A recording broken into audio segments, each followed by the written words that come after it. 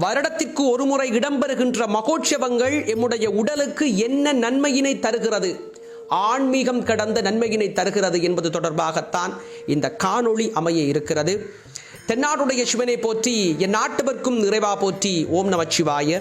என்னை இறைவன் நன்றாக படைத்தனன், தன்னை நன்றாக தமிழ் செய்யுமாறு என்று எம்முடைய தாய் தமிழுக்கு அழகிய வசனத்தினை சொல்லிச் சென்ற திருமூலர் பெருமானினை மனதிலே ஆழமாக நிறுத்தி கொண்டு, ஒரு கிராமம் இருக்கு, ஒரு கிராமத்துல ஒரு ஆலயம் இருக்கு, ஒரு ஆலயத்துல மகோற்சவம் என்று சொல்லி சொன்னா அப்பா அம்மா சித்தப்பா சித்தி பெரியப்பா பெரியம்மா மாமன் மச்சான் மச்சினிச்சி அப்படின்னு சொல்லி ரொம்ப சந்தோஷமா ஊரே சும்மா திருவிழா கோலமா கலை கட்டி அந்த இறைவனை பக்தியோடு வழிபட்டு வருடத்திற்கு மறக்க முடியாத அனுபவத்துடன் சந்தோஷமாக எங்களுடைய மகோற்சவங்கள் கடந்து செல்கிறது.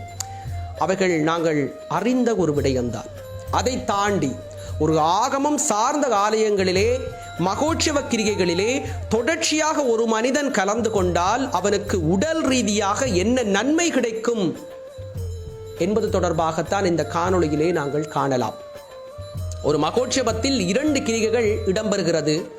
மிக முக்கியமாக ஒன்று கொடித்தம்ப பூஜை, அடுத்தது வசந்த மண்டப பூஜை.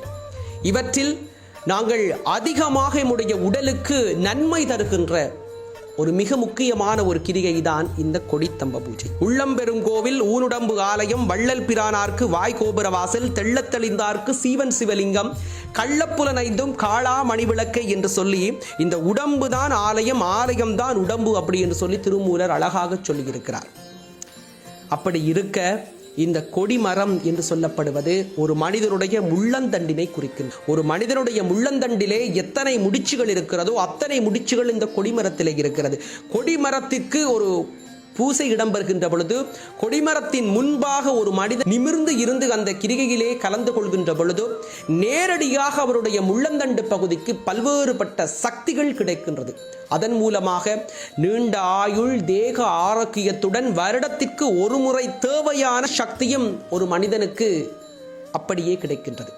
அது எப்படி கிடைக்கிறது என்று சொல்லி சொன்னால், ஒரு மனிதன் இயங்குவதற்கு 6 ஆதார சக்கரங்கள் அவசியமாக இருக்கிறது.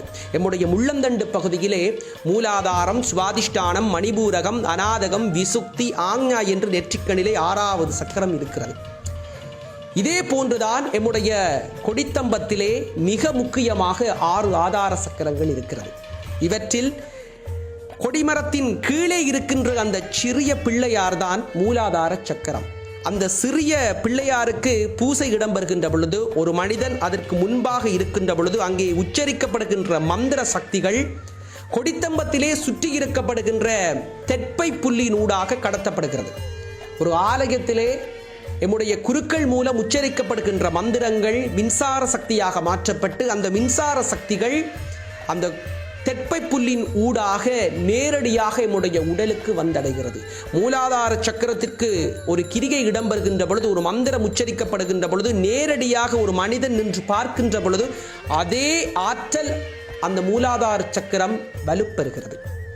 மீண்டும் மீண்டும் அந்த கொடித்தம்ப பூஜையில் நாங்கள் கலந்து கொள்கின்ற பொழுது எம்முடைய முள்ளந்தண்டு குளிர்ச்சி அடைகின்றது. அதனால்தான் முள்ளந்தண்டிற்கு பாலினால், நீரினால், பன்னீரினால், சந்தனத்தினால் அபிஷேகம் செய்யப்பட்டு குளிர்ச்சி அடைய செய்யப்படுகிறது. அதே குளிர்ச்சி உங்களுடைய முள்ளந்தண்டும் பெற்றுக்கொள்கின்றது. அதனால்தான் நாங்கள் தவறாது வருடத்திற்கு ஒரு முறை இடம்பெறுகின்ற இந்த மகோற்சவத்தில் விசேடமாக கொடித்தம்ப பூஜையிலே நாங்கள் கலந்து கொள்வதனால் எங்களுடைய முள்ளந்தண்டு பகுதி சீராக மாறுகிறது. இந்த முள்ளந்தண்டு பகுதியிலே இருக்கின்ற 6 சக்கரங்களும் சிறப்பாக பேணப்படுகிறது.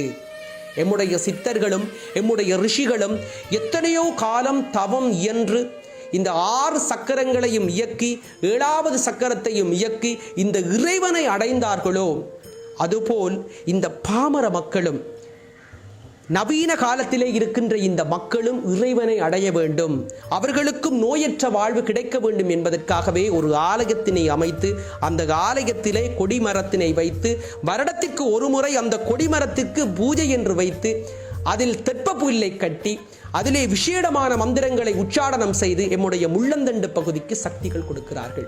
இன்று வைத்தியத்திலே போய் கேட்டு பார்த்தால் எந்த ஒரு மனிதனுக்கு முள்ளந்தண்டு பகுதி பலமாக இருக்குமோ அவர் நீண்ட ஆயுளுடன் மிகச் சிறப்பாக வாழ்கின்ற ஒரு வாழ்க்கையினை நாங்கள் வைத்திய ரீதியாக நாங்கள் நிரூபிக்கக்கூடியதாக இருக்கிறது. எனவே அன்பார்ந்த உறவுகளே, இந்த காணொளியினை கண்டுகொண்டிருக்கின்ற உறவுகளே, 5 நாட்களோ 6 நாட்களோ 10 நாட்களோ நாங்கள் தொடர்ச்சியாக இந்த மகோற்சவங்களுக்கு விசேடமாக இந்த கொடித்தம்ப பூஜையிலே கலந்து கொண்டு நீங்களும் உங்களுடைய முள்ளந்தண்டு பகுதிக்கு சக்திகள் கொடுத்து அதிலே இருக்கின்ற ஆற்றல்களை பெற்றுக்கொள்ள வேண்டும் என்பதற்காகவே இந்த காணொளி தொகுப்பினை நான் பதிவேற்றம் செய்கின்றேன். கோவில் இல்லாத ஊரிலே குடியிருக்க வேண்டாம், ஆலயம் தொழுவது சாலவும் நன்று என்று எம்முடைய முன்னோர்கள் எப்போதோ இந்த அழகிய வார்த்தைகளை சொல்லி சென்று விட்டார்கள். அன்பார்ந்த உறவுகளே, எங்களுடைய ஆலயங்கள் என்பது எம்முடைய இனத்தினுடைய ஆணி வேராக மட்டுமல்லாது ஒரு வைத்தியத்தினுடைய அறிவியலினுடைய மையமாக இருக்கிறது. உள்ளம் பெருங்கோவில் ஊரிடம்பு ஆலயம் என்று எனக்கு கேட்டவருக்கு நல்ல பதில் ஒன்றினை இந்த காணொளியின் மூலமாக நான் கொடுத்திருக்கிறேன் என்ற நம்பிக்கையுடன் மற்றும் ஒரு காணொளி தொகுப்பிலே சந்திக்கலாம். நன்றி, வணக்கம்.